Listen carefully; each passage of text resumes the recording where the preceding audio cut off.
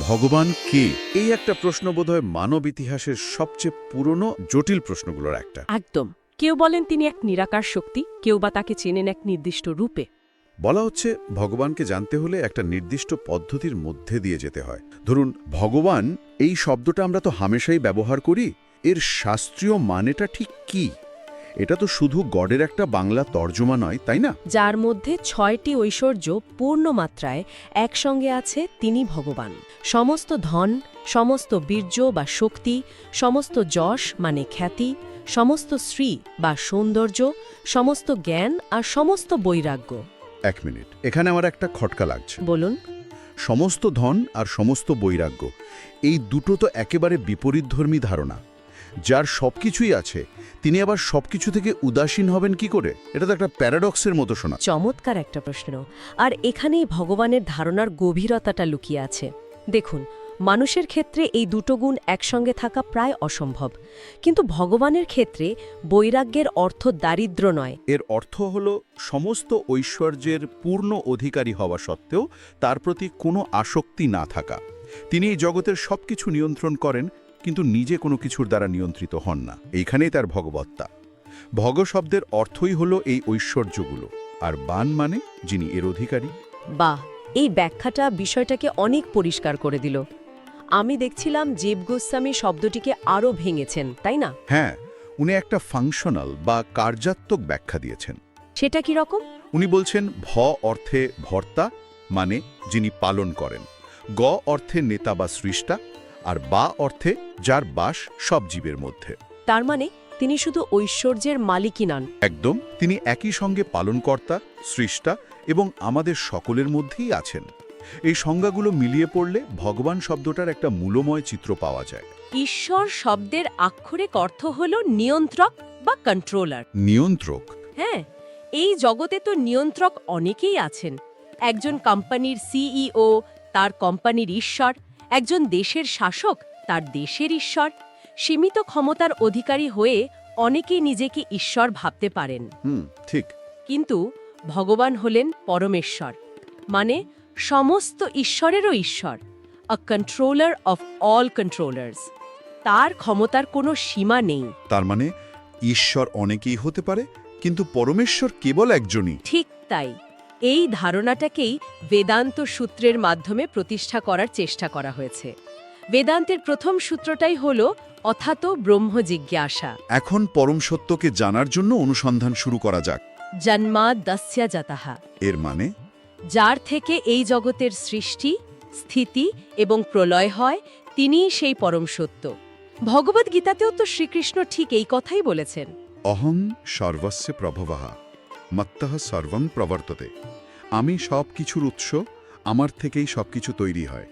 আচ্ছা, তাহলে আমরা ভগবানের একটা সংজ্ঞা পেলাম, কিন্তু এখান থেকেই তো সবচেয়ে বড় বিতর্কটা শুরু হয়, তাই না? কোন বিতর্কটা? এই যে পরম সত্তা, তার কি কোনো রূপ আছে, নাকি তিনি অরূপ, নিরাকার? এই বিতর্কটাই এই আলোচনার একেবারে কেন্দ্রে রয়েছে। সমাজে এই দুটি ধারণাই খুব জোরালোভাবে প্রচলিত। ঠিক। একদল মনে করে ভগবান নিরাকার, তাকে কোনো রূপে বেঁধে ফেলা মানে তাকে ছোট করে ফেলা। আর আরেক দল তার সাকার বা ব্যক্তিগত রূপের উপাসনা করে। তারা মনে করেন নিরাকার এক সত্তার সঙ্গে সম্পর্ক তৈরি করা খুব কঠিন। মজার ব্যাপার হলো, শাস্ত্র এই দুটো ধারণার কোনোটাকেই বাতিল করছে না, বরং বলছে পরম সত্যকে উপলব্ধি করার 3টে স্তর আছে। 3টে স্তর? মানে এগুলো আলাদা আলাদা সত্তা নয়, বরং একই সত্যের বিভিন্ন লেভেলের উপলব্ধি। একদম ঠিক। যারা জ্ঞানমার্গের পথিক, মানে ধরুন দার্শনিক বা জ্ঞানী, তারা পরম সত্যকে নিরাকার ব্রহ্ম হিসাবে উপলব্ধি করে। ব্রহ্ম? হ্যাঁ, উৎসগুলোতে একে ব্রহ্মজ্যোতি বলা হয়েছে, এক চৈতন্যময় আলো, যাকে আলোকিত করার জন্য সূর্য বা চাঁদের প্রয়োজন হয় না। এই পথের সাধকরা ওই অসীম জ্যোতিতে মিশে যেতে চান। এই ধারণাটা কিন্তু খুব আকর্ষণীয়। কোনো মূর্তি নেই, কোনো নির্দিষ্ট নাম নেই, শুধু এক অসীম চেতনার সঙ্গে এক হয়ে যাওয়া। এটা শুনতেও খুব পবিত্র একটা ব্যাপার বলে মনে হয়। অবশ্যই, এর আবেদন অমচ গভীর। দ্বিতীয় স্তরটা হল যোগীদের উপলব্ধি। তারা কি করেন? তারা ধ্যানের মাধ্যমে নিজের এবং প্রত্যেক জীবের হৃদয়ে থাকা পরমাত্মাকে উপলব্ধি করার চেষ্টা করেন। তারা পরমাত্মাকে সাক্ষী হিসাবে দেখেন। আর তৃতীয় স্তর? আর তৃতীয় এবং সর্বোচ্চ স্তর হিসাবে উৎসগুলো বলছে ভগবানের উপলব্ধিকে। এখানে পরম সত্যকে কেবল নিরাকার জ্যোতি বা হৃদয়ের সাক্ষী হিসাবে নয়, বরং একজন ব্যক্তি হিসেবে জানা যায়। যার রূপ আছে, গুণ আছে, আর যার সঙ্গে একটা সম্পর্ক তৈরি করা যায়। যারা এই পথের পথিক তাদের বলা হয় ভক্ত। তাহলে এখানে 3টে পথের কথা বলা হলো, জ্ঞান, যোগ আর ভক্তি। যদি একাধিক পথ থাকে তাহলে স্বাভাবিকভাবেই মনে প্রশ্ন আসে, কোনো একটা পথ কি অন্যগুলোর চেয়ে সহজ বা বেশি কার্যকর? এই প্রশ্নটাই তো সবথেকে গুরুত্বপূর্ণ, আর এই প্রশ্নটাই অর্জুন ভগবদ্গীতায় শ্রীকৃষ্ণকে করেছিলেন। তাই উনি কি জিজ্ঞাসা করেছিলেন? তিনি সরাসরি জিজ্ঞাসা করেছিলেন, যারা ভক্তি সহকারে তোমার সাকার রূপের আরাধনা করে আর যারা তোমার নিরাকার অব্যক্ত ব্রহ্মের উপাসনা করে, এই দুই ধরনের উপাসকদের মধ্যে তুমি কাকে শ্রেষ্ঠ মনে করো? একেবারে মোক্ষম প্রশ্ন। এর উত্তরে কি বলা হয়েছে? কারণ এখানেই তো পুরো বিতর্কের সারমর্মটা চলে আসছে।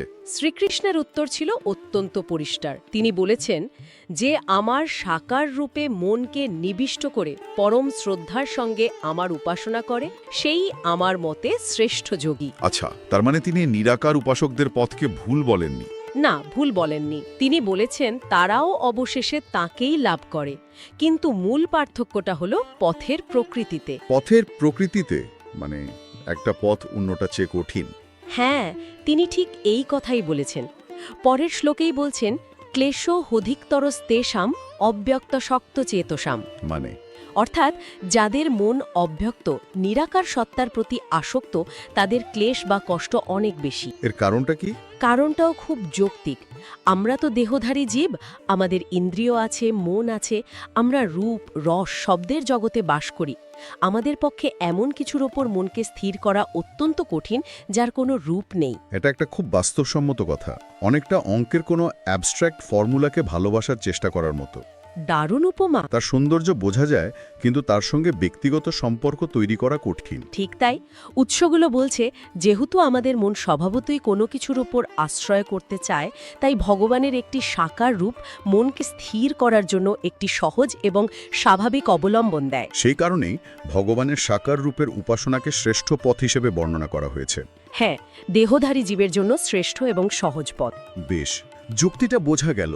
উৎসগুলো তাহলে একটি সাকার ব্যক্তিগত রূপের উপাসনার দিকেই জোর দিচ্ছে। কিন্তু প্রশ্ন হলো, সেই রূপটি কার? হিন্দু ধর্মে তো ৩৩ কোটি দেবতার কথা বলা হয়। কি কোনো নির্দিষ্ট রূপের দিকে ইঙ্গিত করছে? হ্যাঁ, বিভিন্ন শাস্ত্র থেকে উদ্ধৃতি দিয়ে তারা শ্রীকৃষ্ণকে সেই স্বয়ং ভগবান বা পরম সত্তা হিসেবে প্রতিষ্ঠা করার চেষ্টা করে। ভগবদ্গীতাতে তো তিনি নিজেই বলছেন। ঠিক, তিনি নিজেই বলছেন, মত্তাৎ পরেতরং নান্যত কিঞ্চিদস্তি ধনঞ্জয়া। হে ধনঞ্জয়, আমার চেয়ে শ্রেষ্ঠ আর কেউ নেই, বা আহাম সর্বস্ব প্রভবহা, আমি সবকিছুর উৎস। কিন্তু একজন সমালোচক তো বলতেই পারেন যে এটা তো গীতার কথা, যেখানে শ্রীকৃষ্ণ নিজেই বক্তা। এটা তো অনেকটা আত্মপ্রমাণের মতো শোনাতে পারে। অবশ্যই। এই যুক্তিকে প্রতিষ্ঠা করার জন্য কি গীতার বাইরে থেকেও কোনো প্রমাণ হাজির করে? একটি খুবই গুরুত্বপূর্ণ প্রশ্ন।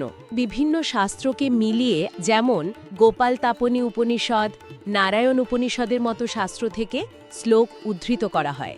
যেমন একটা শ্লোকে বলা হয়েছে, একোহ বয় নারায়ণ আসিত ন ব্রহ্মা ন ঈশানো। এর মানে হলো সৃষ্টির আদিতে একমাত্র নারায়ণই ছিলেন। আর এখানে নারায়ণকে শ্রীকৃষ্ণেরই এক প্রকাশ হিসাবে দেখানো হয়েছে। তার মানে এখানকার পদ্ধতিটা হলো বিভিন্ন শাস্ত্র থেকে প্রমাণ সংগ্রহ করে দেখানো যে শ্রীকৃষ্ণকে পরম সত্তা হিসেবে বর্ণনা করার ধারণাটা কোনো একটা বিশেষ বইতে সীমাবদ্ধ নয়, বরং এটি একটি ব্যাপক এবং সুপ্রাচীন শাস্ত্রীয় ঐক্যমত্যের অংশ। ঠিক ধরেছেন।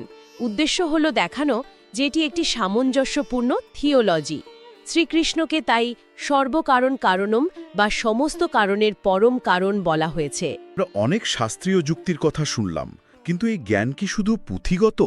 মানে এইসব তথ্য জানলেই কি ভগবানকে জানা হয়ে যায়? না, একেবারেই না।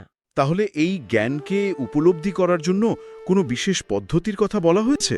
এখানে আলোচনার মোড় ঘুরে যায়। শাস্ত্রীয় জ্ঞানের থেকেও বেশি জোর দেওয়া হয় উপলব্ধির ওপর, আর সেই উপলব্ধির চাবিকাঠি হিসেবে ভক্তির কথা বলা হয়। ভক্তি? হ্যাঁ, এখানে অর্জুনের উদাহরণটা খুব প্রাসঙ্গিক। অর্জুন যখন শ্রীকৃষ্ণকে পরম ব্রহ্মা পরম ধাম বলে স্বীকার করছেন, তখন তিনি কেন করছেন? তিনি তো শ্রীকৃষ্ণের বন্ধু, আত্মীয়। বন্ধুত্বের খাতিরে তো বলেননি। না, তিনি বলেছেন কারণ শ্রীকৃষ্ণের কথাগুলো তৎকালীন সমস্ত মহান ঋষিদের কথার সঙ্গে এবং সমস্ত বৈদিক শাস্ত্রের সঙ্গে হুবহু মিলে যাচ্ছিল। তার মানে ব্যক্তিগত উপলব্ধি আর শাস্ত্রীয় প্রমাণ এই দুটোর একটা মেলবন্ধন ঘটছিল। একদম।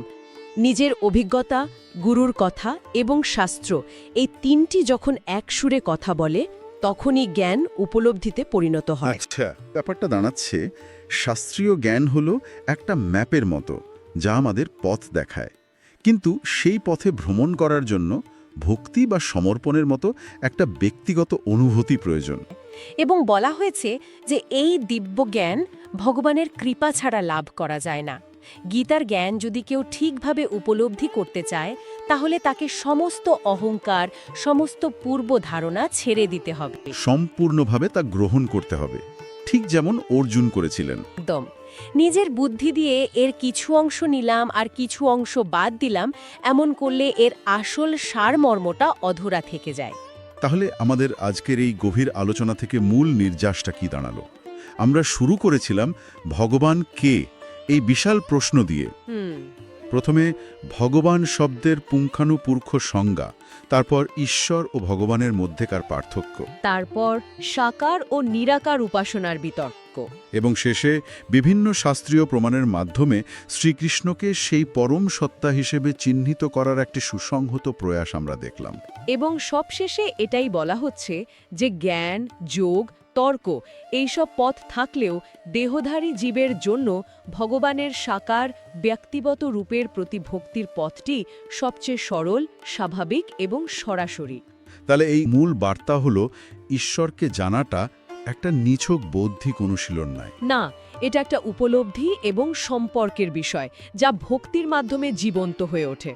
এই উৎসগুলোর মূল বক্তব্য তাহলে দাঁড়ালো, ঈশ্বরকে কেবল বুদ্ধি দিয়ে বিশ্লেষণ করে নয়, বরং ভক্তি ও অনুভূতির মাধ্যমে জানা যায়।